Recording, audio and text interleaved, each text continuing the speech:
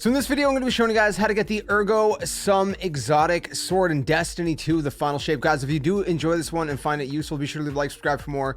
It really helps the channel. If you don't like it, let me know what you dislike so I can improve the content in the future. This sword is really good. It's actually a farmable sword. You can do the Pathfinder on the Pale Heart to get other drops. You can do certain activities will get you certain drops and whatnot.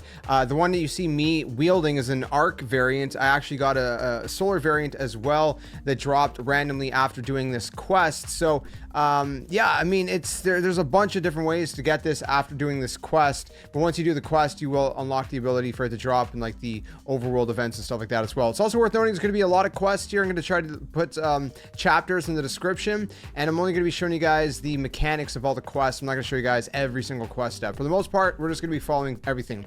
First things first, you're going to actually start off by completing the campaign. You're going to go talk to Ghost in the Lost City. After you talk to Ghost and get the Destined Heroes quest, you're going to go over to this radio and activate the radio, and it's going to update the quest for you, so you can continue excuse me, doing this quest. After that, we're going to be doing this mission here. You can see it's right here called Queen's Part 1. The last mission is going to be Queen's Part 2. What the mechanics are going to be for this one, you're going to have this sword. You can see basically what I'm doing is I'm reflecting the shots of that enemy towards that symbol, right? Because it's void, right? So if there's a void enemy close by and there's a purple symbol, you want to reflect that. If there's an enemy shooting solar projectiles, you can see on screen right now, you want to project that. And that's the main mechanic of this raid, not raid, excuse me, of this quest. Just keep doing that. You're going to kill knights and grab the sword, and then whatever enemies are close by, you're just going to kind of deflect their projectiles into the symbols. And once you get to the boss fight at the very end of this mission, there's going to be these 3 pillars, and there's going to be 2 or 3 different sections like this, and you're going to grab these orbs and shoot the corresponding orb to the corresponding color. So like a purple orb to the purple symbol, the orange orbs to the orange symbols, and then just keep knocking out the boss till the boss is done. It's really that simple. Again, if you have any questions, let me know in the comment section below. I'm trying to make this concise at the same time and just cover the basics of the mechanics. Once you're done, you're going to go up to this hollow projector. You're going to interact with it. You're going to grab this other quest that you do not need to do. And then after that, we're actually going to go talk to Cade, because Cade has the next step, which is also a whole other quest he's going to give you as well. So he has the quest Wildcard, which we covered already. If you want to check that, I'll link it down in the description below. You don't have to do Wildcard, but you do have to go talk to Cade. So go talk to Cade, pick up Wildcard, that's a separate quest, and then go back to your Ghost, talk to Ghost, and you're gonna get these 2 quests. You have to pick them up. Make sure you pick them up. Lost in the Light and Found in the Dark. Pick those 2 quests up, and we have to complete both of these quests in order to progress to the next step. If you track the quest in your quest area, it'll show you exactly where to go, and it's going to eventually lead you to this chest. We're going to start with Found in the Dark. There's also going to be close by a little dialogue thing you can interact with, but we're not going to show too much about that. And then close by, you're going to see the adventure that you can go ahead and activate. Once you get into the Found in the Dark adventure, for the most part, it's just going to be killing a bunch of cabals, different things like that. The main mechanic you're going to be looking out for is there's going to be a part where you're going to be looking for these scions right here in certain sections of the quest, and then you're going to go ahead and place the antenna that they drop, pick it up and place it on those machines there, the generators. But be careful, because once you're holding those antennas, it's gonna paint you as a red target for those airstrikes. After you progress through this mission, eventually you're gonna have this boss. Just kind of keep chipping away at it, kill the boss, and that's going to be this section of the quest done. Once you're done the quest, it's going to automatically bring you back to the seclusion.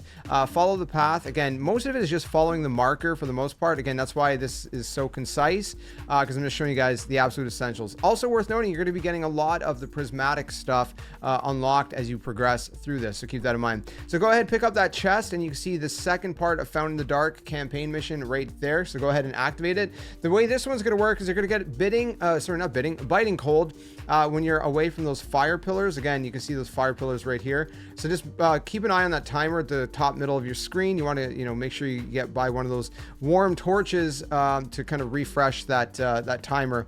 So just kind of progress through the mission, and at one point you're going to see these scions kind of hovering, and this is going to be a repeatable mechanic you're going to see happen more than once throughout this quest. You're going to go ahead into the bubble and melee them. There's going to be 2, and then eventually these special cabal are going to spawn. You're going to go ahead and kill them. Again, all these things are going to be marked on the map for you. When you kill these special cabal, you're going to drop these orbs. You're going to pick up these orbs, bring it all the way up to the generator. Just make your way up there. Don't fall like me.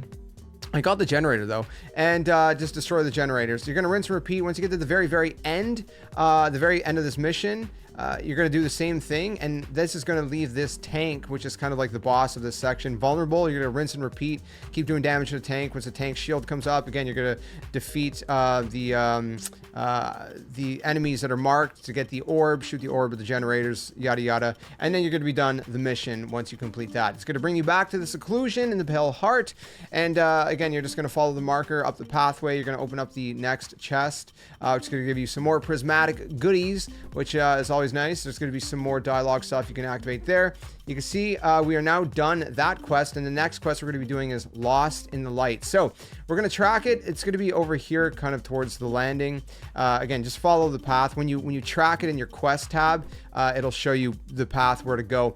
Eventually, when you get up to the location, you're going to end up in this cave here. You're going to open up that chest to progress the quest. You can interact with the lore section there, and then to your right, interact with the quest to start the adventure. You're going to hop through the portal at the very beginning, and basically what we're going to be doing is we're going to be progressing. At some point, you're going to have to activate this little machine here. This is not really a mechanic, but this is a part where I feel like some people might get a little bit confused, a little bit lost, and so I figured, hey, let me explain this as well. Right here, you're probably going to be expecting, oh, the shield's going to go down, right? No, it's not. You got, again, follow the marker. The marker is going to show you to go up to the top. You're going to wipe out all the enemies in this location, head to the very back area of this location, and then activate this little machine. And it's basically like a war stat thing, right? You just got to defend it, defend it from all the enemies, yada yada, until the percentage is complete. And once that is complete, you're going to be good to go, and you can progress through. Once you get to this section here, there's going to be 2 kind of taken knights on the outside, in the outside area, and 2 in the cave. They're going to be dropping these motes. If you've played much previous Destiny content, you might be familiar. If not, you have to pick up 5 of the same colored motes. Again, there's a dark dunking station right there inside the cave. So what we're going to be doing is dunking a light mote on the dark and the dark on the light. So if you go outside and you kill the taken knights that are outside, and you grab 5 of these motes, you'll see that eventually you're going to be holding an actual mote. You can't dunk the light on the light. Again, it has to be light on dark and dark on light. So I'm going to go inside, dunk my light on the dark, and again, you're going to get the dark motes from killing the taken knights inside the cave, and then bring them to the light portal thing, dunking station outside, and all that good stuff. Once you're done that, you can return to where it's going to show you to go. Again, follow the marker. It's under the big tree, if you know what I'm talking about, where you basically started earlier, which I didn't show you, by the way. There's going to be a boss fight. You're going to, fight the boss. There's going to be the taken knights again. When the shield of the boss goes up, you're going to grab the motes, just like we did a second ago. We're going to dunk the motes in the corresponding location. Again, once you have the motes in your hand, it'll show you where to go. See, there's a big symbol on screen. There's an arrow saying, hey, dunk me here. It's very, very easy to find.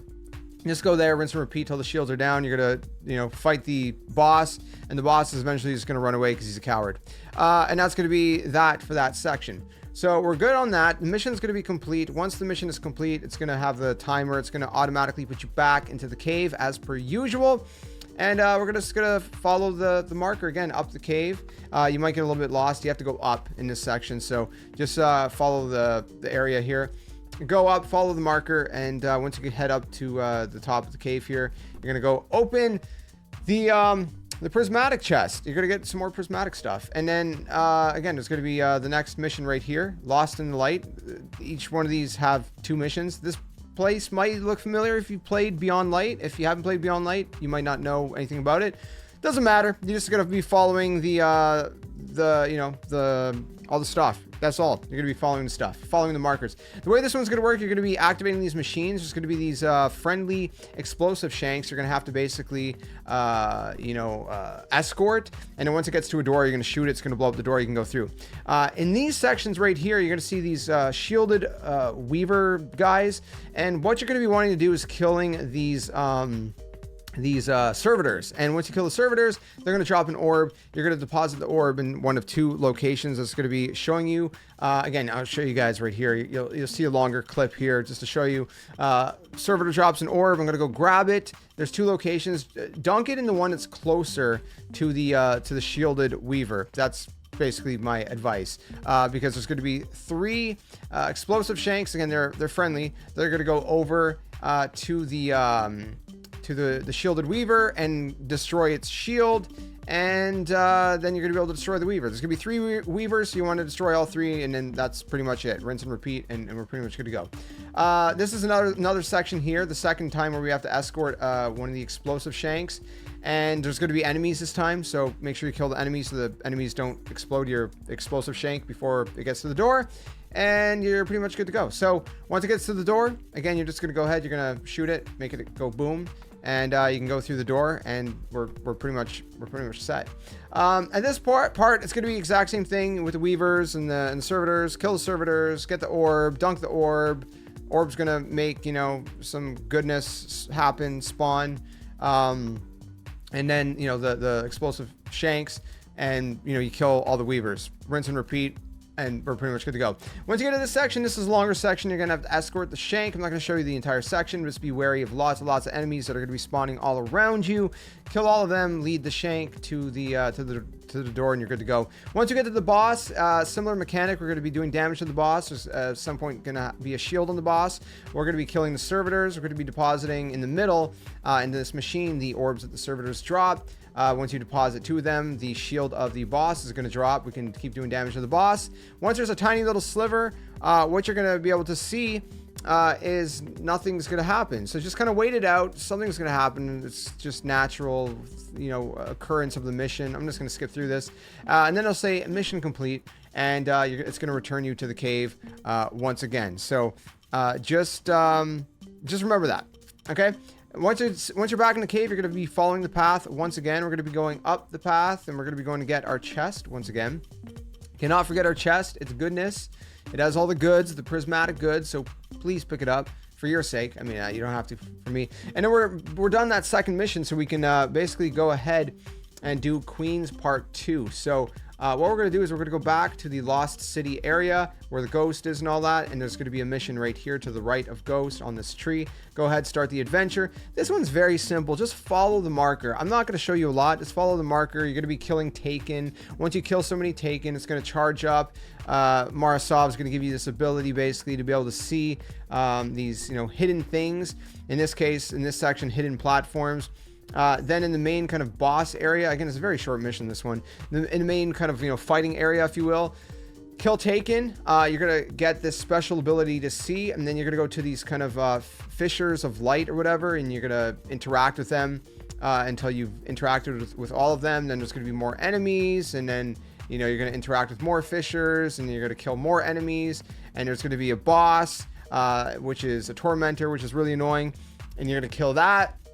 And you're just going to be going through this, and it's pretty straightforward for the most part. Then the mission's complete, and that's pretty much it for Queen's Part 2. Again, there's not a lot for me to really add besides that for this mission. If you have questions, let me know in the comments, though. After you've done that, we're going to go back to Ghost in the Lost City area. We're going to talk to Ghost. We're going to pick up this little item thing called a Diadic Prism. So pick up that. It's not our sword quite yet, but we don't have to do anything. We're just going to open up our map. Once we pick that up, go to the bottom right of the Pale Heart map, go to this how do you say this? Sacarium. Anyways, head through here. There's going to be an adventure here, but the adventure is not much of an adventure. You're just going to load in, and once you load in, you're just going to go straight ahead, and you're going to interact with this statue thing. I turned back for a second because I seen these ghosts, and it's like, ooh, ghosts. What are they doing here? Do we have to do something with them? No, we don't. So we're going to go forward. We're going to go ahead and interact with the statue, make your fate, and you're going to get the sword. That's it. And then you're going to get the next step of the Final Shape quest line, which you see there's a bunch of stuff that's going to appear on there, which, yeah, I don't know when the next step's going to appear, when that's going to update. I guess at some point soon. I think it says 40 hours, 40 days? I don't know. I'm not sure. And that's pretty much it. You have your sword. Again, it's a random drop. It's an RNG drop. So let me know what you guys get from your drop in this quest line. But again, if you want to get more, you can, you know, if you open up the Pale Heart map and you push left on the D-pad or whatever the corresponding keybinds are, and you hover over the Prime Engram on the right side, or whatever you want to call it, powerful gear. You can see that there's Ergo Sum. There's like two a week you can farm or something like that. I'm not sure if it's weekly or not, but I'm assuming it's weekly. And so you can do that once you complete all of the missions to kind of, you know, all the challenges that lead up to that icon. And that's one way to farm them. Another way is just doing like these you know, these things in the world, in the, you know, kind of public space, if you will. The overthrows and stuff, you know, getting up to threat level 4, I think I got one from there, if I remember right, or something like that. So you can get them from chests as well, dropping randomly. That's how I got my second one, which is a solar build. So I don't know, that's pretty much it. Let me know if you guys have any questions down in the comments below. Again, I want to make this as concise but as thorough as possible. I hope I was thorough and also concise. Finding that balance is very tricky, so bear with me. And if you have any feedback, please let me know down in the comments. I'm always trying to, you know, strike that balance to the best of my ability. So again, any questions, let me know. Otherwise, be sure to leave a like, subscribe for more, and Lord willing, we'll have more Destiny 2 content on the channel for you guys soon. Till the next one, game on. Catch you guys later. Hey you! What are you doing? Join the Skeleton Army! Do it today! Don't wait till tomorrow, because tomorrow might never come. The Earth is gonna fade, that's inevitable. The next second of your life's not even promised, so you better think about where you're going, and you might as well just join the Skeleton Army. Plus, we do kinda like you a little bit, so it'd be nice to see you around here. But if you don't want to, hey, your loss. See you later.